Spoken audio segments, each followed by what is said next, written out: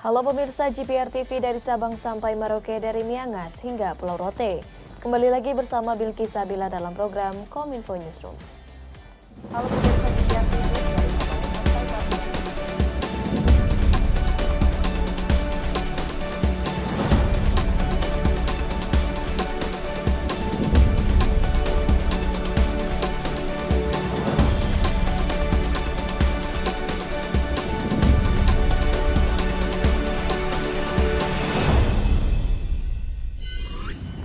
Inilah Kominfo Newsroom selengkapnya. Pemirsa, Presiden Joko Widodo menyatakan turut partisipasi dalam mudik Lebaran tahun ini. Presiden dijadwalkan merayakan Lebaran tahun ini di Yogyakarta. Meski mudik, Presiden menegaskan tidak akan mengadakan open house atau menggelar acara yang menimbulkan kerumunan orang banyak.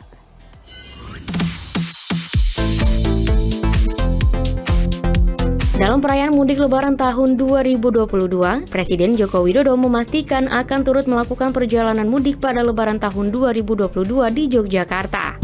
Kalau saya mudik itu di Solo, tapi saya nggak ke Solo, saya ke Jogja. Meski demikian, Presiden Joko Widodo menegaskan tidak akan menggelar halal bihalal saat berlebaran di Yogyakarta. Presiden juga kembali mengimbau para pejabat untuk tidak menggelar acara yang bisa menimbulkan kerumunan orang banyak. Untuk halal bihalal, terutama yang menyangkut kerumunan orang banyak, pemerintah mengajak sebaiknya tidak, utamanya untuk para pejabat. Presiden pun mengingatkan ada masa transisi yang harus disikapi dengan hati-hati sebelum dinyatakan pandemik menjadi endemi. Yang pertama memang mudik kita perbolehkan karena melihat angka-angka kasus harian memang sudah sangat rendah dan kasus aktifnya kan sudah di bawah 20.000, memang rendah, tetapi apapun ada masa transisi yang kita masih harus hati-hati. Saya tidak ingin kayak negara-negara lain langsung buka masker, enggak, ini masih ada transisi kira-kira 6 bulan.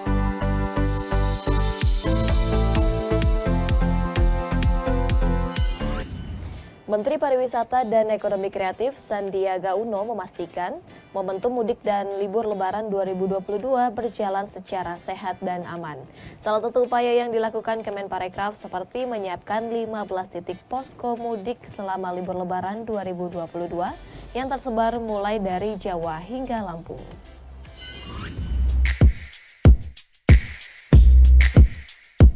Menteri Pariwisata dan Ekonomi Kreatif Sandiaga Uno menegaskan pihaknya bersama stakeholder terkait akan memastikan momentum libur Lebaran 2022 dapat berjalan dengan aman dan sehat serta dimanfaatkan sebaik mungkin sebagai pengungkit pertumbuhan ekonomi nasional. Salah satunya yakni dengan menyiapkan 15 titik posko mudik mulai dari Lampung hingga Jawa Timur yang diharapkan dapat menjadi tempat relax corner atau tempat peristirahatan para pemudik sebelum melanjutkan perjalanannya.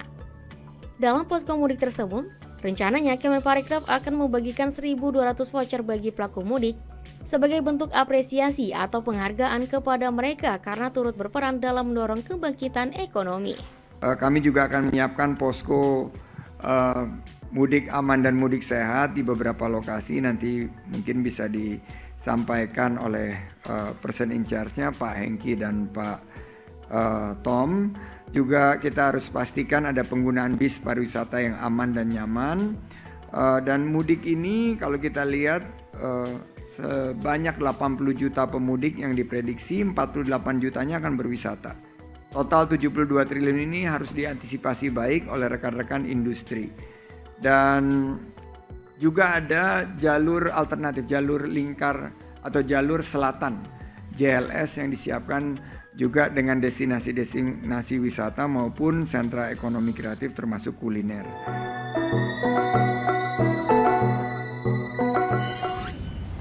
Korlantas resmikan Pusat Komando Patroli Jalan Raya Ruas Tol Japek dan Korlantas Polri meresmikan Pusat Komando Patroli Jalan Raya Korps Lalu Lintas di kilometer 29 Ruas Tol Jakarta Cikampek. Posko Komando berfungsi memantau sistem Electronic Traffic Law Enforcement, CCTV dan patroli siaga. Korlantas Polri meresmikan Command Center serta kantor patroli Jalan Raya Korps Lalu Lintas di kilometer 29 Tol Ruas Jakarta Cikampek. Kakor Lantas Polri Irjen Firman Santia Budi mengatakan kantor yang diresmikan adalah bekas bangunan kantor perwakilan Jasa Marga Ruas Tol Jakarta Cikampek. Kantor tersebut tidak difungsikan setelah gerbang tol Cikarang Utama dipindahkan ke wilayah Karawang menjadi gerbang tol Cikampek Utara. Command Center ini telah terintegrasi pada beberapa sistem aplikasi Korlantas Polri seperti Electronic Traffic Law Enforcement, pengaturan penjagaan dan patroli, serta CCTV yang terkoneksi dengan para stakeholder. Jadi ini rekan-rekan, kantor ini bukan kantor PJR semata. Di lantai 3 itu kita siapkan rekan-rekan yang para stakeholder di jalan tol bisa berkantor di sini pada saat pengamanan seperti sekarang. Rutin maupun operasi-operasi khusus. Karena silaturahmi tadi itulah semuanya saya ucapkan terima kasih dan penghargaan bersedia mengkonekkan akses-akses CCTV yang dimiliki oleh masing-masing institusi bergabung di Command Center ini. Saya ucapkan terima kasih dan penghargaan yang sangat tinggi untuk ini. Dalam kesempatan yang sama, Sekjen Kementerian PUPR Muhammad Zainal Fatah mengatakan, keberadaan kantor baru ini diharapkan mampu memberikan semangat baru bagi petugas kepolisian dalam setiap menjalankan tugas dan tanggung jawab. Juru bicara vaksinasi COVID-19 Siti Nadia Tarmizi menyebut vaksin Sinovac kini bisa digunakan sebagai vaksin booster atau dosis penguat. Hal ini sejalan dengan putusan Mahkamah Agung terkait dengan vaksin halal yang wajib dilaksanakan oleh pemerintah.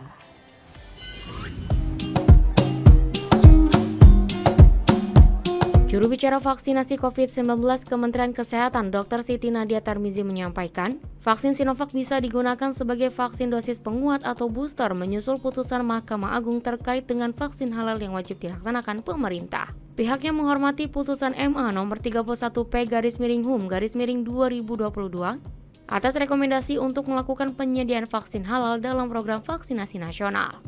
Ia menyampaikan vaksin COVID-19 yang difatwakan halal oleh Majelis Ulama Indonesia adalah vaksin Sinovac dan Sinopharm.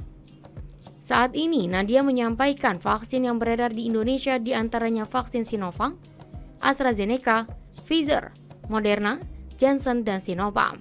Namun ia menekankan, vaksin-vaksin yang beredar luas di Indonesia juga merupakan vaksin-vaksin yang banyak digunakan di negara muslim lainnya, seperti Uni Emirat Arab, Arab Saudi, Suriah, Pakistan, Malaysia, Bangladesh, Iran, Mesir, Palestina, Maroko, dan Bahrain.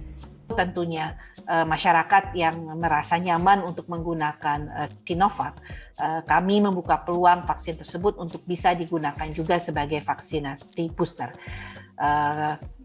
Dalam kondisi darurat, keterbatasan jumlah kuota vaksin, tentunya kita selalu ingat vaksin yang baik adalah vaksin yang tersedia. Tentunya untuk menyelamatkan jiwa kita, keluarga kita, dan handai tolan kita.